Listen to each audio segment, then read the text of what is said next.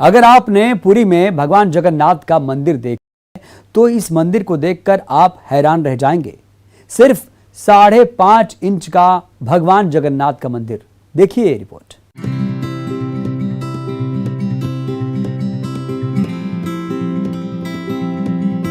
कला का ये वो बेमिसाल नमूना है जिसने 18 साल की उम्र में दिलीप को कला का ग्रैंड मास्टर बना दिया है।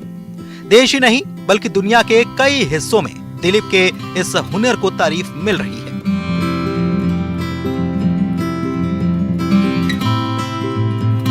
ओडिशा के बहरामपुर के रहने वाले दिलीप ने वैसे तो अपनी बेमिसाल कला से कई कलाकृतियां बनाई हैं, लेकिन भगवान जगन्नाथ मंदिर की ये रेप्लिका वाकई अद्भुत है। दिलीप ने 5.5 इंच का ये मंदिर बनाया है। इसे बनाने में दिलीप को करीब 1.5 महीने का वक्त लगा। लकड़ी का कुछ नया बनाने का सोचा तो पूरी काम की पढ़ाई कर रहे दिलीप का कहना है कि पढ़ाई के बाद खाली बचे समय में इसे उन्होंने बनाया। 5.5 इंच का ये मंदिर पुरी के जगन्नाथ मंदिर की साक्षात झलक है।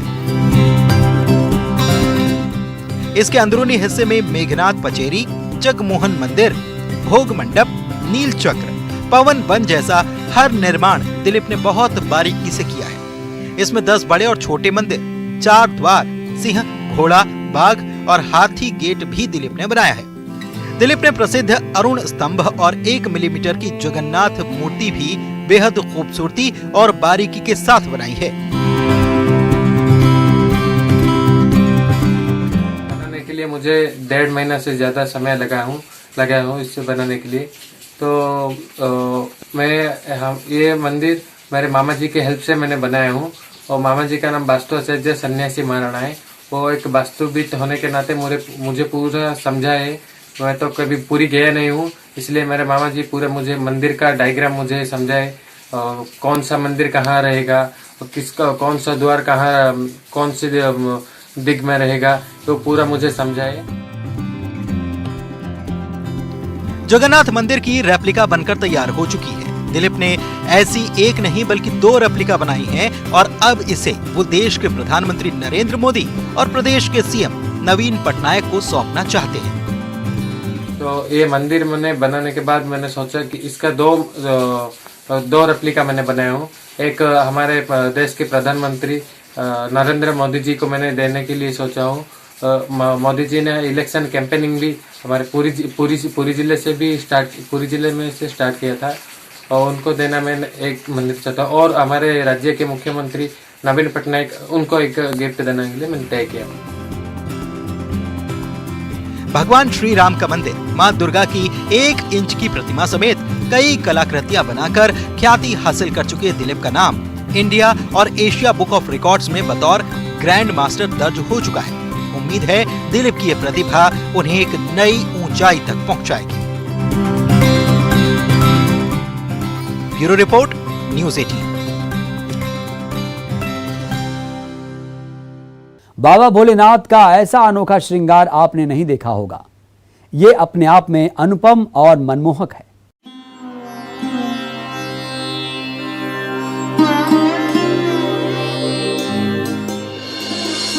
भगवान भोलेनाथ का दरबार,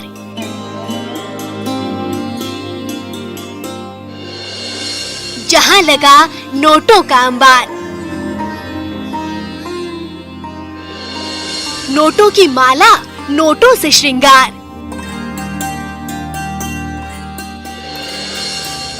नोटों की कतार, सज गया दरबार। सावन के महीने में महादेव को खुश करने के लिए श्रद्धालु तरह तरह के जतन करते हैं। ऐसे में भोपाल में भगवान को खुश करने के लिए महादेव को अनोखे तरीके से सजाया गया। भक्तों ने महादेव के श्रृंगार में 15 लाख रुपए के नोटों का चढ़ावा चढ़ा दिया।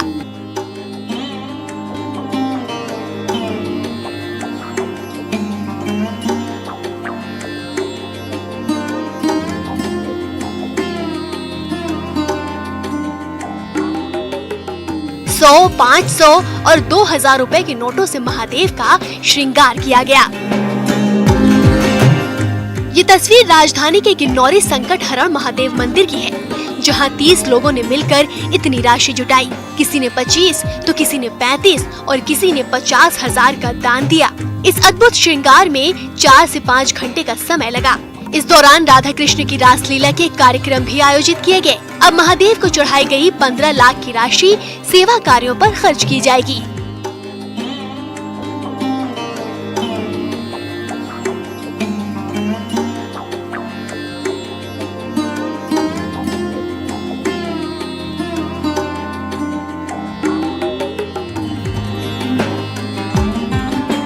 दरअसल सावन के अंतिम सोमवार पर शिव मंदिरों में विशेष पूजा आयोजित की गई। मंदिरों की मनमोहक सजावट की गई थी, जहां भोलेनाथ को खुश करने के लिए भक्तों ने कई तरह के तरीके भी अपनाए और उन्हीं में से एक अनूठा तरीका भोपाल के संकट हरण महादेव मंदिर से सामने आया, जो अनुपम, अलौकिक और मनमोहक है। अनुराग श्रीवास्तव, न्यूज़ 18 भोपाल। खबरें जरा हटके में वक्त हो चला एक छोटे से ब्रेक का। ब्रेक के बाद हाजिर हूं।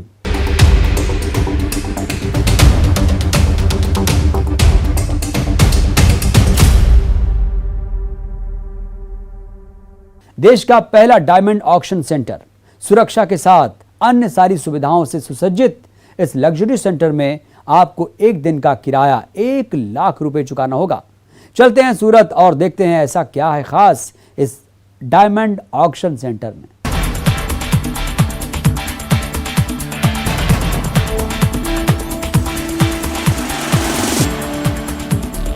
डायमंड और ज्वेलरी के ऑक्शन के लिए ये सेंटर कुछ खास है। खास इसलिए कि यहाँ आपको मिलेगा एडवांस सिक्योरिटी सिस्टम।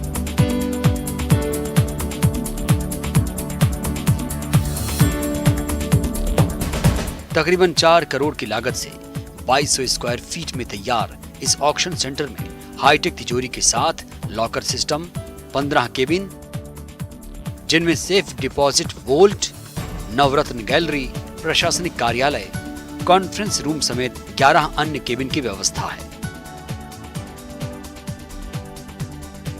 हाईटेक सुविधा के लिए किराया भी आपको देना होगा 1 लाख रुपए प्रतिदिन। हीरे के कारोबार को लेकर हमने इंटरनेशनल जो एग्जीबिशन सेंटर होते हैं और ऑप्शन हाउस, उसके नॉर्म्स के आधार पे ये सेंटर बनाया है।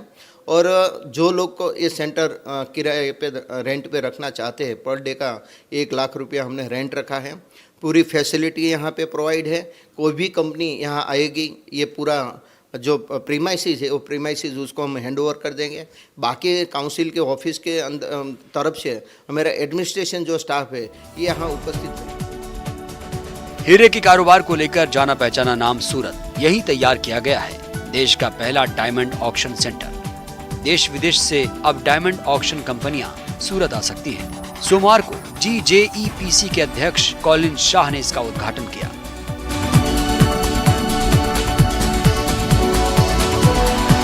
James and jewellery promotion council ने इसे तैयार करवाया है। दरअसल भारत में ऑक्शन हाउस तैयार करने के लिए 3 एजेंसियां मान्यता देती हैं, जिनमें central government agency, state government agency या GJEPC शामिल है। यह ऑक्शन हाउस खुद GJEPC ने तैयार करवाया है।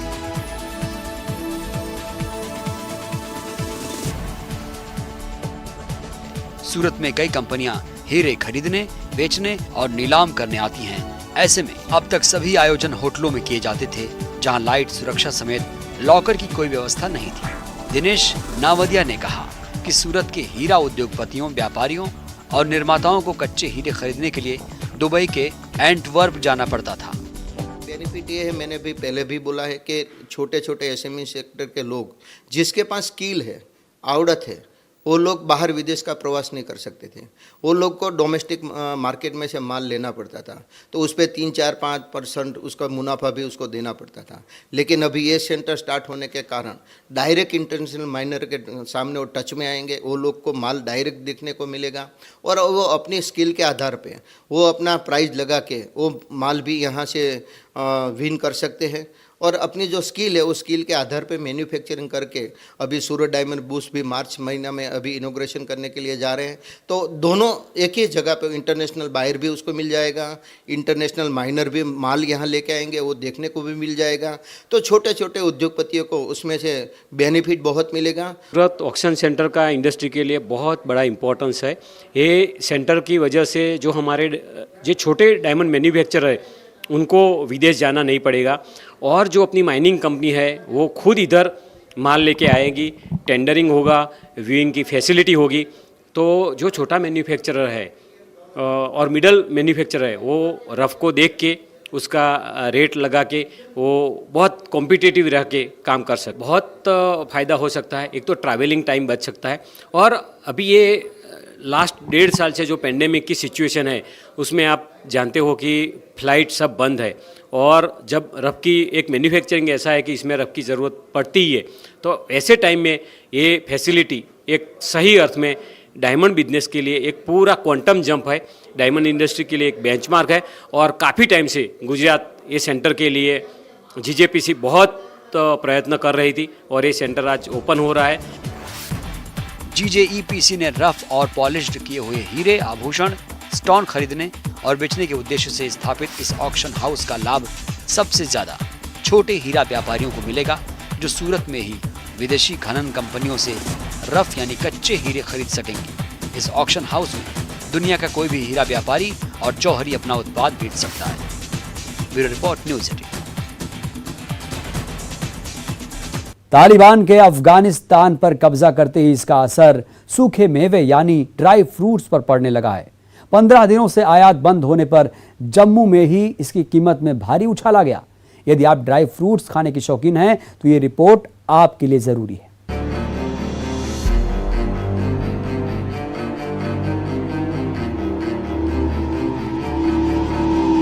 ड्राई फ्रूट्स के शौकीनों के लिए जम्मू से आई ये खबर थोड़ा परेशान करने वाली है।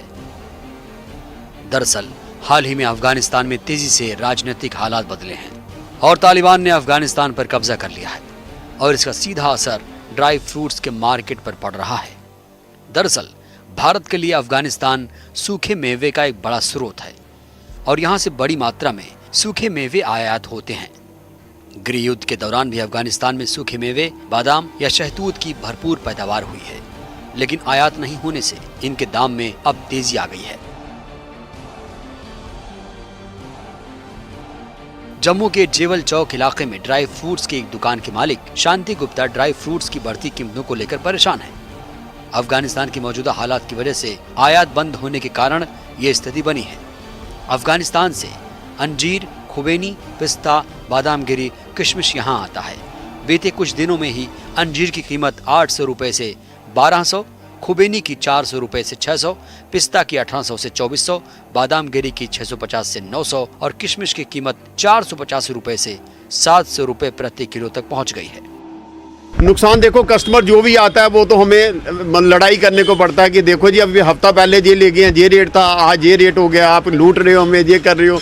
मतलब कि बहुत परेशानी हो रही है कस्टमर से। एकदम इतना तेजी आने से बहुत मुश्किल हो गया। त्योहारों के दिन है, राखी है, उसके कारण जो भी कस्टमर लोकल कस्टमर है वो एकदम जो लोकल लेके गया, हफ्ता पहले लेके गया, उसको रेट कुछ थे, आज कुछ है। जम्मू में ड्राई फ्रूट्स रिटेलर्स एसोसिएशन के प्रेसिडेंट ज्योति गुप्ता के मुताबिक बीते 15-20 दिनों से अफगानिस्तान से आयात प्रभावित है। उनका कहना है कि ऐसे में ग्राहकों को ये समझना मुश्किल हो रहा है कि चंद रोज में ही दाम में क्यों उछाल आया है। आज बादाम गिरी जो अफगानिस्तान की आज से 15 दिन पहले उसका भाव था 675 रुपये, आज उसका भाव 900 प्लस है। कस्टमर हमारे से मतलब एक किस्म का झगड़ता भी है, पूछता भी है कि क्यों, लेकिन हम उसकी क्लैरिफाई नहीं दे सकते कि क्यों का मतलब ये 15 दिन हो गया कोई माल दिल्ली में नहीं आ रहा, कोई पाइपलाइन बिल्कुल बंद है, कहीं से कोई माल नहीं आ रहा।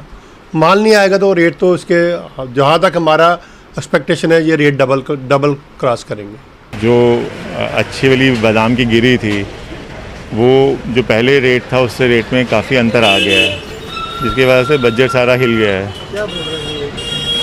ये तो बता रहे हैं कि अफ़गानिस्तान की वजह से जो प्रॉब्लम आया तो वहाँ से ही एक्सपेंसेस बढ़ते जा रहे हैं। एक्सपेंसेस तो कस्टमर को पे करना पड़ेगा ना हर लिहाज से। एक्चुअली हैरान होना है कि आप अंदाज़ा करिए कि मेरी पॉकेट मुझे परमिट ही नहीं करेगी कि मैं पूरे महीने इस तरीके से खा सकूं। जो भी मैं लेता था अब मुझे कटेल करना पड़ेगा उसमें से। आप चाहते हैं कि वहाँ हालात ठीक होने चाहिए। मैं तो कहता हूँ सारे विश्व में पूरे अच्छे तरीके से हालात ठीक होने चाहिए, सो दैट कि हर आदमी जो है वो अपने आप को ईजी रख पाए। दरअसल भारत अफगानिस्तान का नेचुरल ट्रेडिंग पार्टनर है और दक्षिण एशिया में अफगानिस्तान ड्राई फ्रूट्स के उत्पादों का सबसे बड़ा बाजार है।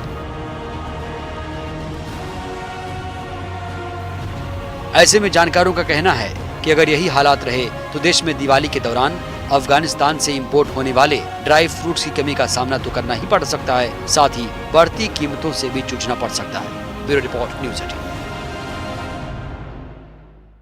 तो खबरें जरा हटके में आज के लिए बस इतना ही। पूरी टीम को दीजिए अनुमति। नमस्कार।